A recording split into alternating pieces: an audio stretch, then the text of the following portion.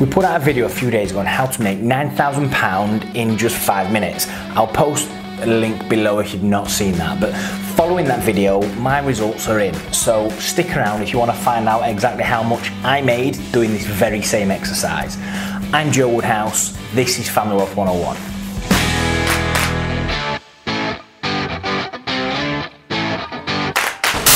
Okay, so before we go any further, let's recap.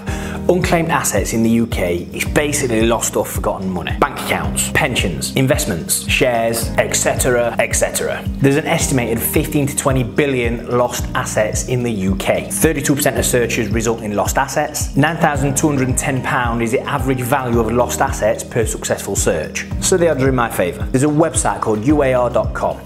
and it stands for Unclaimed Assets Register, and it's run by the guys at Experian, and they promise to help you find any lost assets that you may have. I did the search myself last week, and exactly 5 days later I got an email. So I log in the email and click this tiny little button that says View Results.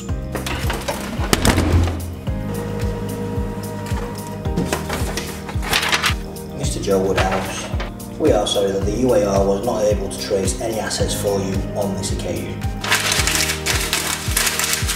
I was adamant there's an old Royal Bank of Scotland account that should have showed up. Now, I knew there were nothing in it, a couple of quid if that, but I'm also adamant that I wouldn't have closed it because I stopped using it when I was about 17 when I started working at Lloyd's, and back then even putting my pants in the wash basket were too much of an effort, so there's no, and this was before I was driving when I was a kid, so there's no way I'd have got the bus across town to go to the bank just to close it. So in the name of research, I wanted to know if the search that I'd just done had missed it. So I called the Royal Bank of Scotland. I was on the phone for about 45 minutes.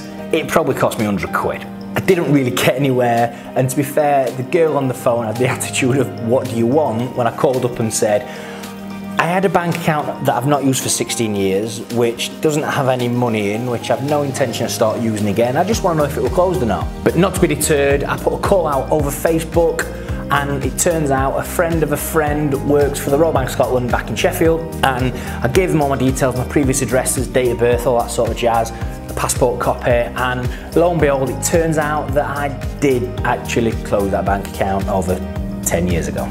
Which brings me no closer to the conclusion of whether this website actually works or not.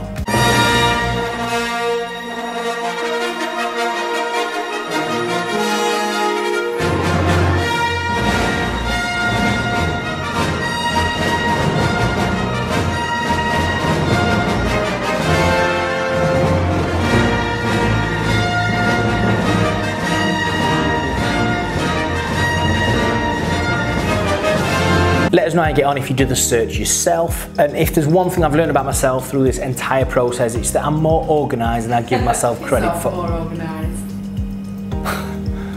Those of you that heard that, that is my loving wife, Laura, swearing at me from behind the camera. I'm Joe Woodhouse, and this is Family Wealth 101.